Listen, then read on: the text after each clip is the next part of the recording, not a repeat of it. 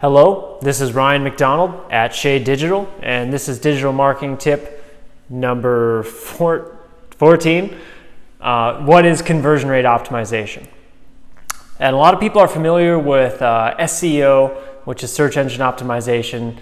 People are familiar with the words PPC, which stands for pay-per-click, but not as many people are familiar with the term CRO, or conversion rate optimization. So what is conversion rate optimization?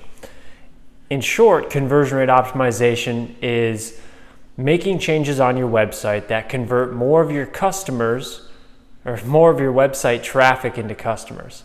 It's about as simple as it gets. So 100 people go to your website, and let's say 3 of them become your customer, or do your conversion action, right? It's not always become a customer. Sometimes it's less than that. Conversion rate optimization, properly done, after a series of tests, design changes, and tweaks, those same 100 people go to your website, and now 6 people convert. Excuse me. So that in a nutshell is what conversion rate optimization is.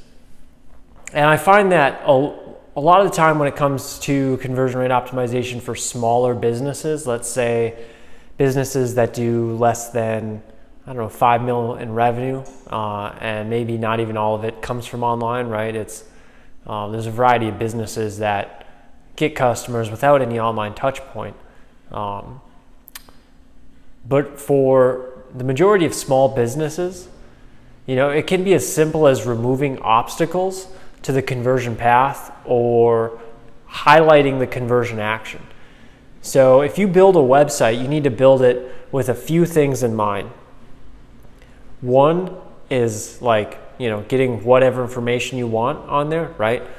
But the main thing, the thing I always look at, is building a website around a conversion action. What do you want the user to do on your website? Do you want them to fill out a contact form? Do you want them to buy something? Do you want them to engage? Do you want them to call you? Building the website with clear conversion goals in mind allows you to start the process off of building a new website with a much clearer sense of design, with a much clearer sense of purpose, right? A lot of things can get lost when you start talking to clients about SEO and all that, but a lot of executives feel very comfortable when you start talking about, okay, I want this website to execute on your business objectives. You need more phone calls, right?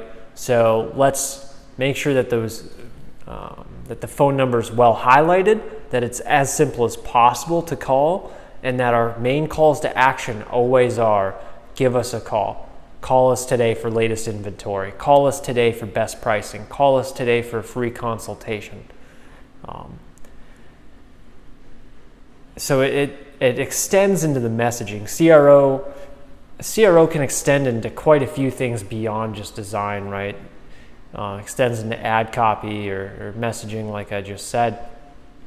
But how do you get from point A to point B when it comes to CRO? Let's say you have an established website, you're an established brand, and you need to turn more of your website visitors into customers. And it can be a problem for some businesses. Some businesses lack the volume of website traffic to make statistically significant changes that can hold up over time. So one example, I was working at a large e-commerce company, $200 million e-commerce company, and we had well over 100,000 visitors a month. I can't remember the exact numbers now. It could have been over 1 million a month. I honestly can't remember. But one thing that strikes me is that even with that much traffic, we had a hard time getting statistical significance in our changes. And granted, we were doing it in a very mathematically precise way. But there's only a few pages on our website that would get enough volume to be able to run tests at scale. You would almost always have to test page types, whether that was landing product level pages, category pages.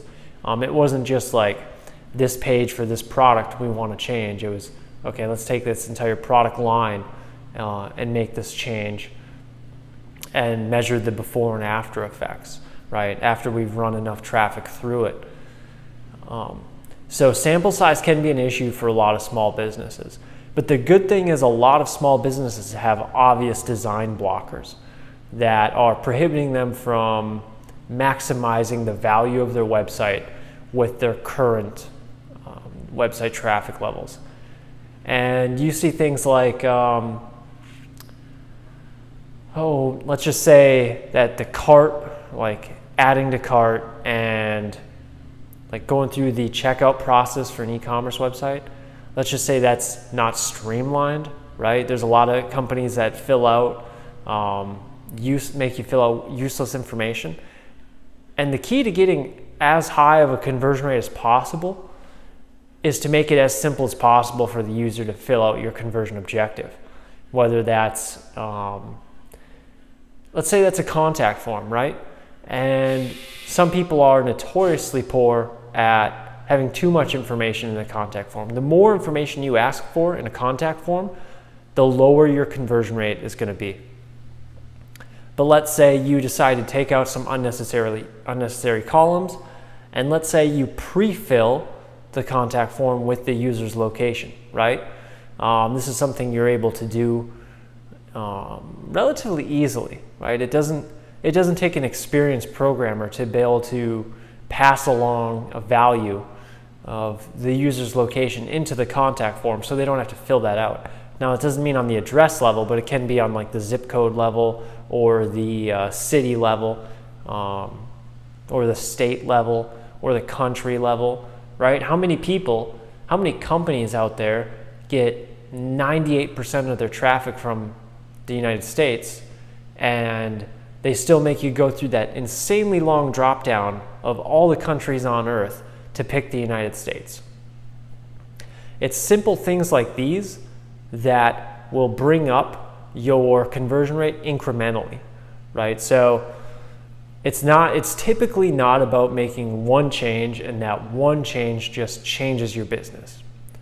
It's usually not how it's done. It's usually a series of small wins stacked up over time that 6 months from now change the game. And in a nutshell, that's what conversion rate is all about.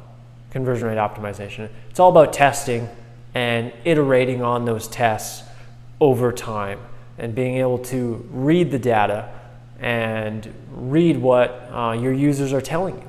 Your users are already telling you what they like and don't like about your website. It's just you might not have the tools or the expertise to be able to dig into that at a high level. And that's where someone like Shea Digital comes in to really help businesses make sense of that data and to iterate on those tests and to discover conversion-based website design, right? What good is a website if it doesn't do any business objectives? And this gets into a pet peeve of mine, but you know, some companies are so large that, let's say you build a new website. Let's say the CEO of a company decides, hey, we need a new website. And every single department wants a piece, wants something about them on there, or wants to highlight a certain thing. And in the end, you have a giant website that says nothing. Why? Because it's saying too much. It's saying too much. When you try to say too much, you're really saying nothing. And so a lot of companies would benefit from limiting the amount of cooks in the kitchen when it comes to designing a new website, especially if you're an enterprise level business. It's not something that merchandising should own. It's not something that accounting or the finance team should have a say in. It should be driven primarily based around your marketing team and your analytics team, right? Your marketers, your developers, your designers. Boom. If they know what they're doing, they can carve out a well-converting website that not only looks well, looks good, and represents your company well, but it turns more of your website visitors into customers. And that's really what it's all about. All right, this has been Ryan McDonald at Shade Digital. I'd love it if you liked, subscribed, shared, commented on this video. It makes my day to see new subscribers. And if you ever want to get a free proposal from Shade Digital, just call us at that number up there, and we'll be more than happy to oblige. All right, this has been Ryan McDonald at Shade Digital. Thank you very much.